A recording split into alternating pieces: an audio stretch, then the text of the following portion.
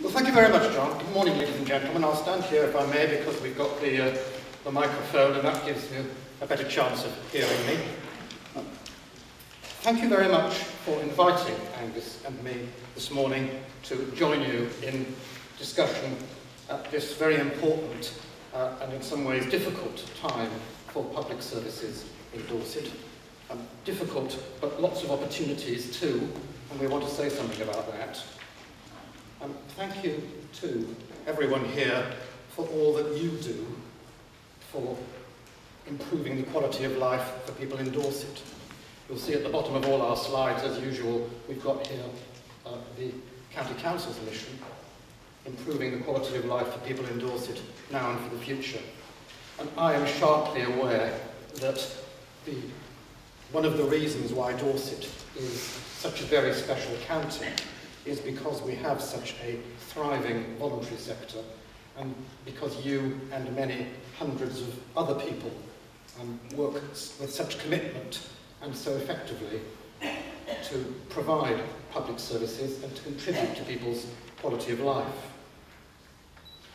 I'd like to say something about the national picture within which public services are working at the moment, then something about how that national picture is affecting Dorset County Council and the way in which we work, and then Angus Campbell will go on to talk more specifically about relationships with the voluntary sector and what opportunities present themselves for the future. Thank you. Starting off, John, contrary to your instruction, with the first two words there, I'm afraid, words of jargon, the national deficit. The national deficit, as I understand it, and I expect we've got some economists here amongst us who can correct me on this, the national deficit, which we hear a lot about, don't we, in governmental talk and thinking, is the extent to which public spending each year exceeds public revenue. And in the recession, the taxation take has significantly reduced. With the crash in the major financial institutions and the reduction in property transactions, the reduction in property prices, taxation take in this country has dramatically reduced. So public spending has to reduce proportionately, or we have a gap. The latest Treasury figures are that the national deficit in 2010-11, that is the extent to which public spending is exceeding public revenue, is 143 billion.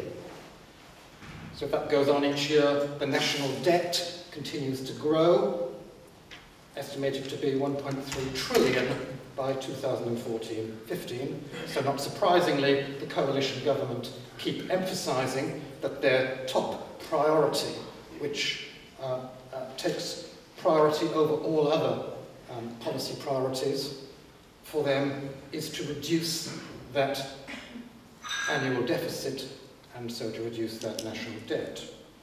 They aim to reduce the deficit by some 81 billion over the next 4 years, and they've already set about doing that in the interim budget, has reduced that by 6 billion in the financial year which is coming to an end. Their policy intention is to reduce central government support funding for local government by 26% over the 4-year period. That doesn't mean that local authorities' capacity to spend reduces by 26%. That means that central government support, which is one important part of our finances, will reduce in that way. And the national economic picture too, you will know, is that there is growing signs of falling growth and rising inflation. Thank you. How is this affecting Dorset? Well, you may have seen some national announcements saying that it's not affecting us at all. We dispute that vehemently.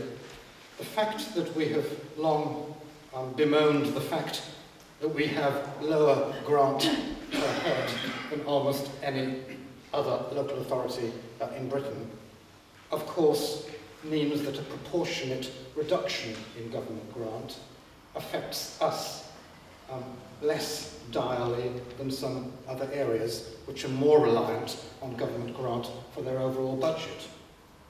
But there are still significant reductions in Dorset, and there's a table there of the different sorts of grant from government which is being reduced for next year, which comes to a total grant loss to Dorset County Council of 18 million or 23%.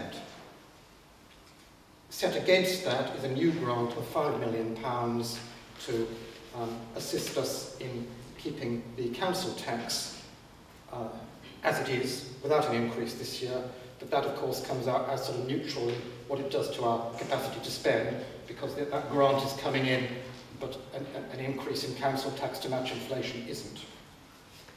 I don't complain about that, I'm just trying to tell you dispassionately what the facts are. Now, on top of that £18 million grant loss, of course, any local authority in Britain at the moment is finding that there are budget pressures, so to stay in the same place from one year to the next costs more. We have a dramatically ageing population.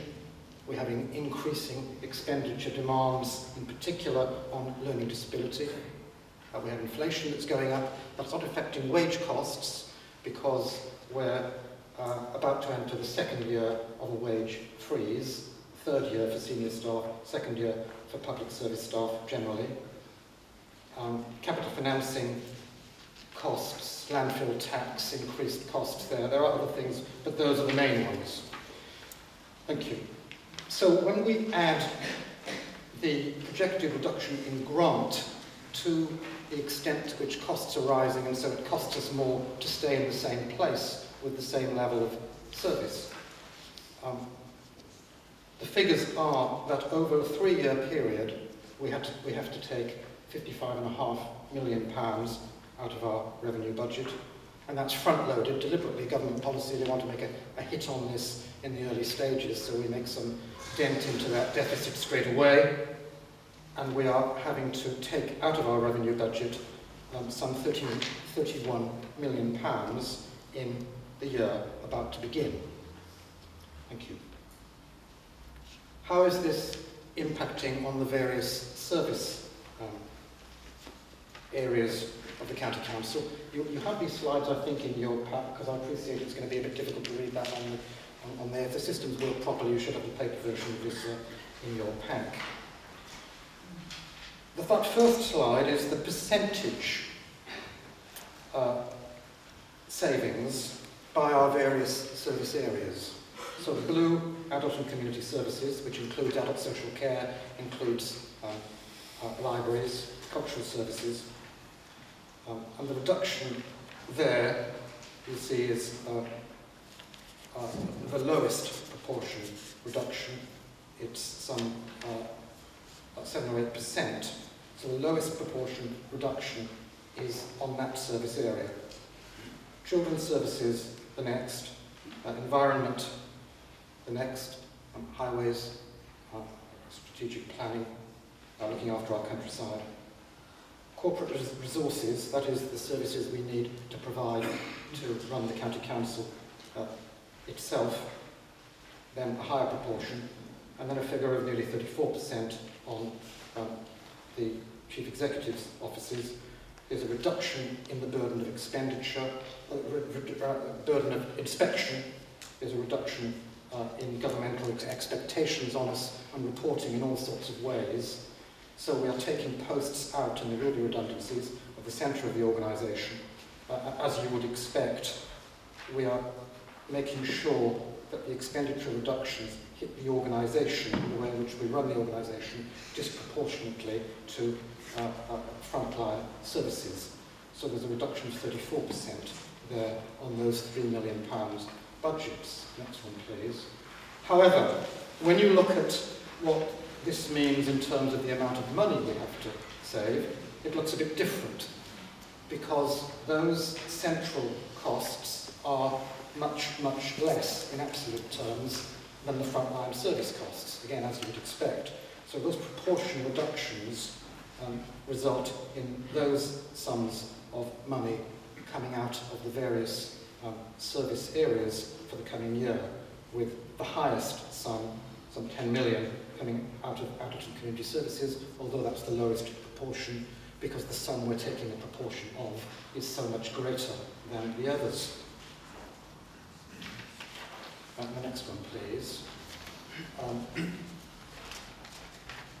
We would all expect, wouldn't we, that we seek to keep savings on frontline services to a minimum, and that's broadly the way it's breaking down. The front line is the yellow, which is about a third of the whole, with efficiency just under another third, over £4.5 million coming out of staff terms and conditions of service. We're still in negotiation with precisely how that will affect individual staff and individual groups of staff. You might have seen in the Echo that that's sort of hugely controversial in all sorts of ways. One of the unions is currently conducting a ballot, or about to conduct a ballot, on industrial action because of the extent to which County Council propose reducing certain staff benefits across the board. But it is right, members would argue, and I would argue, that we seek to ensure that some of the burden of this cut is taken by those working within the organisation itself, and it will be. Back office savings, again, the way in which we provide our payroll service, our HR service, the things you need to run an organisation, disproportionate hit. Now, within all this, we're seeking to ensure that our support to the voluntary sector is protected, and I'll pass over to Angus Campbell now to take us on through that.